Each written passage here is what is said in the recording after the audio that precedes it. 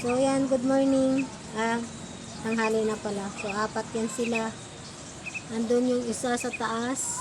Oh, yan. Tapos yung dalawa na sa baba. Oh, ayaw. Sino to?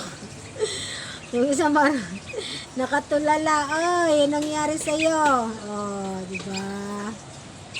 Yan po ang mga ibon na inaway nung isa kanina. Oh, nanahimik na lang. Inaway-away ba naman tong isa?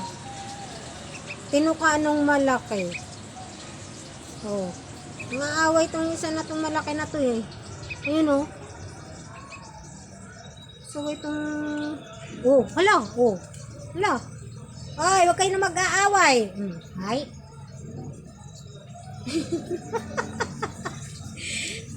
Ay, nagsasabong silang dalawa oh.